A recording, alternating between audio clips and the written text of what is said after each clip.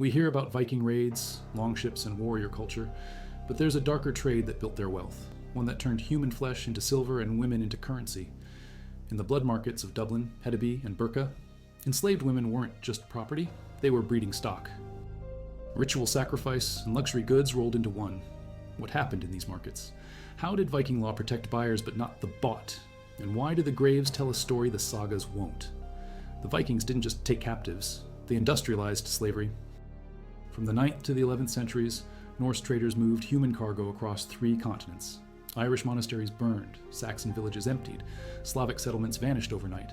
The survivors walked in chains to market towns where their bodies became coin. If you value documented Viking and Norse-era history like this, subscribe. It's the best way to support our work. Also comment from which city you're hearing this from. This script is researched and factual, using sources from Ibn Fadlan's account and archaeological findings from Dublin excavations. Now back to the story. Dublin's Crane Street, 942. The wooden slave pens stretch along the Liffey's black water. Irish chroniclers call it the White Slave Market, not for the color of chains, but the silver that changes hands. A Norse merchant named Olaf examines 23 women taken from Clonmacnoise. The youngest is 12. The oldest carries a child that won't survive the crossing to Iceland. The market runs on simple math. A healthy woman costs 12 ounces of silver in Dublin's scales. A pregnant one brings 14 if the child lives to weaning age. Damaged goods, missing fingers, branded faces, broken spirits, sell for 8 ounces or less. The silver comes from Islamic trade routes, minted in Baghdad and Samarkand, stamped with Arabic prayers that no one in Dublin can read. Women aren't just sold once, they're bred deliberately. Norwegian law codes from the 11th century lay out the rules with cold precision. A thrall woman who bears her owner's child gains nothing. The child belongs to the father's household. If she bears another man's child, both mother and infant can be sold separately or killed together. The choice belongs to the owner. Hedeby's excavations reveal the mechanics. Bone analysis from the settlement's slave quarters shows repeated pregnancies among women aged 15 to 30. Their bones carry stress markers, malnutrition during pregnancy, repeated fractures, chronic anemia. One skeleton shows evidence of at least 7 births. She died at 28. The breeding wasn't random. Norse traders selected for specific traits. Fair-haired Irish and Saxon women brought premium prices in Constantinople's markets.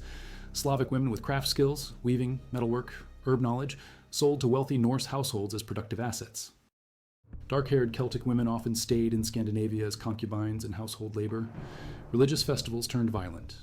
Ibn Fadlan describes a Rus burial on the Volga in 921. A slave girl volunteers to die with her master, thinking she'll join the gods in Valhalla. She's given alcohol until she can barely stand.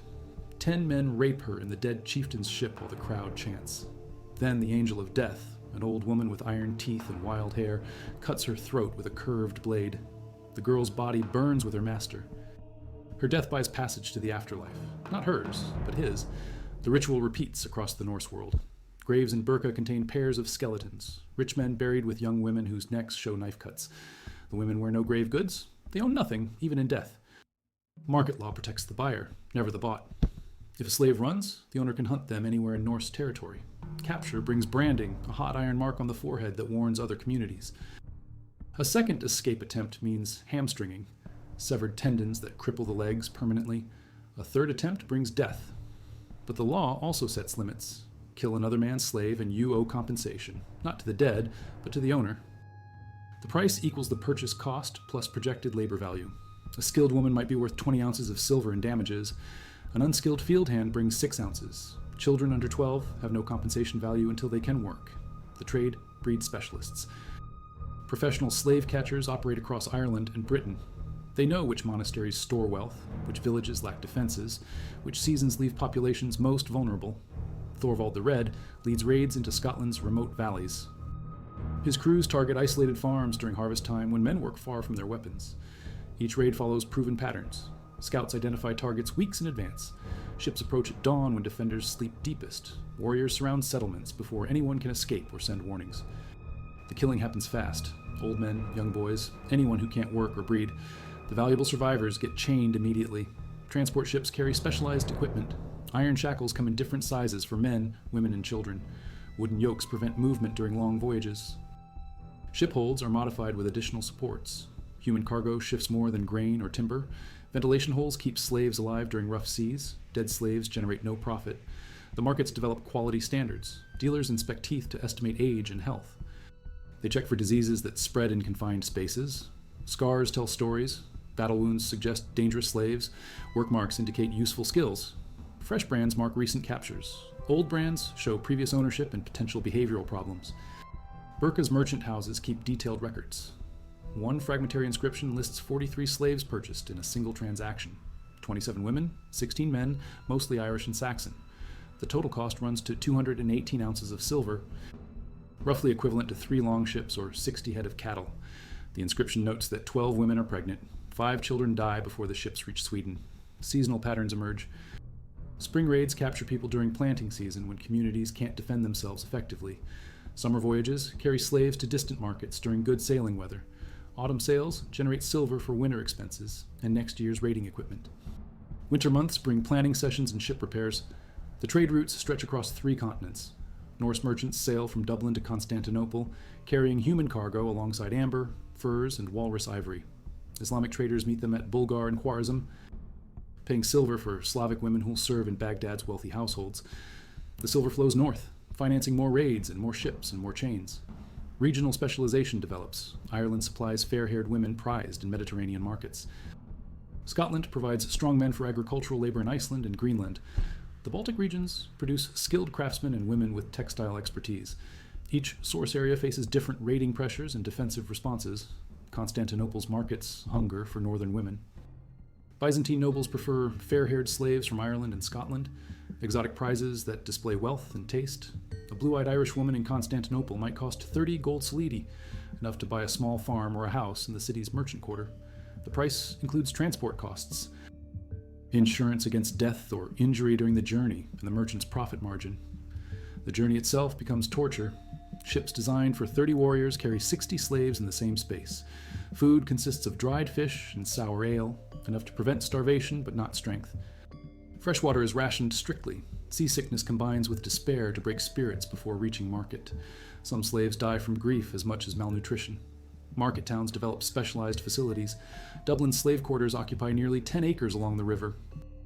Wooden barracks house hundreds of captives awaiting sale.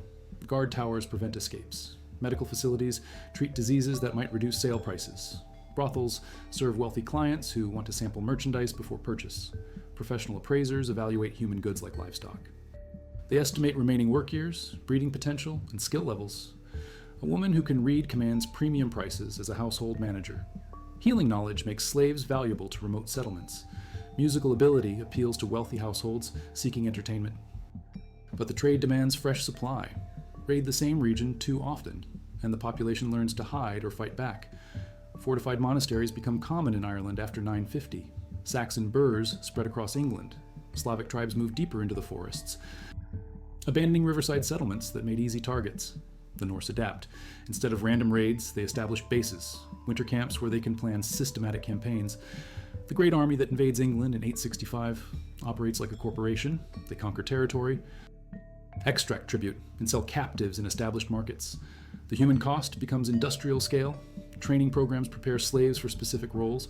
House servants learn Norse customs and language. Agricultural workers receive basic tool instruction. Craft specialists develop skills that increase their market value. The education isn't kindness, it's investment protection. Skilled slaves cost more initially, but generate higher long-term returns. One mass grave in Ireland contains 67 skeletons, men, women, and children killed during a single raid. The bodies show signs of brutal violence. Skull fractures from axes, stab wounds in the back, cut marks on arm bones where defenders tried to block sword strikes. The youngest victim is 3 years old. The oldest is 60-something, too old for slavery, too dangerous to leave alive. Legal codes reveal the system's logic. Norwegian laws distinguish between different classes of slaves. House thralls work in the owner's household, cooking, cleaning, childcare, sex. Field thralls labor in agriculture and construction. Craft thralls possess valuable skills, metalworking, shipbuilding, textile production. Each category has different legal protections and compensation values. Manumission exists, but rarely happens. A slave might earn freedom through exceptional service or by saving enough silver to buy themselves. Some owners free elderly slaves to avoid feeding them. Others grant freedom as deathbed gestures. But most slaves die in bondage, their children born into the same chains. The most valuable slaves aren't workers, they're symbols. A wealthy Norse family displays exotic thralls like jewelry or fine weapons. An Irish harpist, a Saxon embroiderer, a Slavic goldsmith, each represent successful raids and extensive trade connections. The slaves perform their skills at feasts, while their owners collect social credit. Women bear the worst burdens. Norse law treats them as reproductive assets first, laborers second, human beings never. A female slave who resists sexual advances faces beatings or worse. If she becomes pregnant, the child's fate depends entirely on the father's whims. Some owners raise slave children as future workers, others sell them immediately, many simply let them die. Contraception becomes a desperate science. Enslaved women share knowledge about herbs that prevent pregnancy or cause miscarriages, juniper berries, tansy, and pennyroyal, dangerous plants that sometimes kill the user along with the unwanted child. The knowledge passes secretly between women who understand that pregnancy means more suffering, not less. The markets develop their own culture. Professional slave dealers establish reputations for quality goods and fair dealing, fair to buyers, that is. They brand their inventory with personal marks, maintain holding facilities, and offer guarantees against disease or early death. A dealer's word becomes his bond in a business where trust matters more than law. Geographic expansion follows trade success. Dublin's model spreads to Cork, Waterford, and Wexford. Hedeby dominates Baltic trade while Birka controls Swedish markets. Kaupang serves Norwegian dealers. Each market develops regional specialties based on local raid targets and shipping routes. If you value documented Viking and Norse-era history like this, subscribe. It's the best way to support our work. Also comment from which city you're hearing this from. This script is researched and factual, using sources from archaeological findings and period chronicles. Now back to the story. Price manipulation becomes an art form. Dealers create artificial scarcity by withholding quality slaves until demand peaks. They spread rumors about upcoming raids that might flood markets with cheap inventory. Wealthy buyers receive advance notice of premium merchandise. Poor buyers get damaged goods at inflated prices. Medical knowledge serves profit, not mercy. Dealers learn to treat common diseases that reduce sale values. They set broken bones, stitch wounds, and cure infections, not from compassion, but from economic necessity. A dead slave brings nothing. A sick slave sells poorly. A healthy slave maximizes return on investment. Dublin's dealers operate the largest slave market in Western Europe. The city's location makes it perfect. Irish sea access, river connections inland, and established trade routes to Scandinavia and beyond. By 980, Dublin handles an estimated 3,000 slaves per year. Most are Irish and Saxon. Some come from as far away as North Africa and the Baltic. Competition drives innovation. Dealers offer credit terms to trusted buyers. They provide shipping services to distant markets. Some establish permanent agents in Constantinople and Baghdad. The most successful dealers become wealthy merchants with fleets of their own ships and networks spanning continents. The psychological warfare is calculated. Raiders don't just take captives, they break them first. Families are separated deliberately. Children sold to different owners never see their parents again. Spouses are shipped to distant markets. The isolation destroys hope and prevents organized resistance. Resistance takes many forms. Some slaves refuse to eat until they die. Others attempt suicide by drowning or hanging. A few attack their captors knowing death will follow. Most submit to survival, waiting for chances that never come. The broken spirits serve as warnings to new arrivals. Some slaves fight back anyway. Irish chronicles record multiple uprisings in Norse settlements. Most fail quickly. Untrained, underfed rebels can't match armed warriors. But successful revolts do happen. In 997, slaves in Waterford kill their guards and burn the slave quarters. 43 captives escape. The Norse hunt them for weeks through the Irish countryside. The hunt becomes sport. Norse warriors track escaped slaves like wild animals. They use dogs bred for human scent. Capture often means public torture, a warning to other potential runaways. The punishment serves multiple purposes. It deters future escapes, entertains the Norse community, and demonstrates power over the slave population. Market towns develop specialized economies around slavery. Craftsmen make chains, shackles, and collar locks. Metalworkers forge branding irons with owners' marks. Shipbuilders construct vessels with reinforced holds for human cargo.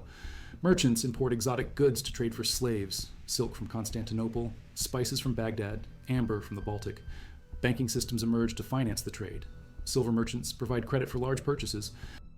They charge interest rates that reflect the risks of long-distance trade and uncertain slave mortality. Currency exchange services convert between different silver standards used across Europe and Asia. Letters of credit reduce the need to transport heavy silver on dangerous journeys. The profits are staggering. A successful raid might capture 50 to 100 people. Even accounting for deaths during transport and market costs, the profit margins reach 300% or more. One recorded transaction shows a Norse merchant buying 37 Irish slaves for 87 ounces of silver and selling them in Iceland for 243 ounces, a 280% markup. Insurance markets develop around human cargo. Merchants pay premiums to cover losses from storms, diseases, or slave deaths during transport. The insurance rates vary by route difficulty and slave quality. Premium merchandise gets better protection. Cheap slaves travel in dangerous conditions with minimal coverage. Women's market value depends on age, appearance, and skills. Teenagers bring the highest prices. Young enough to bear many children, old enough for immediate labor. Women over 30 face declining values unless they possess special abilities. Healing knowledge, literacy, or craft expertise can extend a woman's market life into her 40s. Age verification becomes crucial for pricing. Dealers examine teeth wear, skin condition, and physical development to estimate ages. Young women often claim to be older, hoping for less sexual exploitation. Older women lie about their ages to avoid being discarded as worthless. The deception rarely works. The trade creates lasting demographic changes. Genetic studies of modern Icelandic populations show significant Celtic ancestry, evidence of the thousands of Irish and Scottish women transported there as slaves. Similar patterns appear across Norse settlements. The enslaved women's DNA survives even as their stories disappear from official histories. Language barriers become tools of control. Slaves, who can't communicate with each other, can't organize resistance. Dealers deliberately mix linguistic groups to prevent coordination. Irish speakers are separated from other Irish speakers. Slavic languages are forbidden in favor of Norse. Communication becomes a privilege that owners grant or withhold. Christian authorities condemn the trade but can't stop it. Pope John VIII issues multiple bulls against slavery, but Norse raiders ignore papal authority. Some Christian merchants participate anyway, arguing that buying slaves saves them from worse fates. The rationalizations fool no one. Profit drives the trade, not mercy. Church officials sometimes purchase slaves for manumission, freeing them as acts of charity. But the practice creates moral hazard by providing reliable buyers for slave dealers. The church's silver funds more raids and more captives. Good intentions produce evil outcomes. Norse poetry celebrates successful raids while ignoring their human cost. Skaldic verses praise warriors who fed ravens and reddened swords, but never mention the children sold in foreign markets or the women who died in labor far from home. The literary silence reflects deliberate forgetting. Heroic culture demands that some truths stay buried. Oral traditions among enslaved populations preserve different stories. Songs passed between women contain coded references to home villages, family names, and escape routes. The Norse don't understand the languages and ignore the singing as harmless entertainment. The songs become lifelines connecting the present to lost pasts. Archaeological evidence tells different stories. Grave goods reveal the wealth that slave trading generated. Silver hoards in Norway contain Arabic coins that finance the human traffic. Ship burials include exotic objects purchased with slave profits. The physical remains contradict the sanitized saga narratives.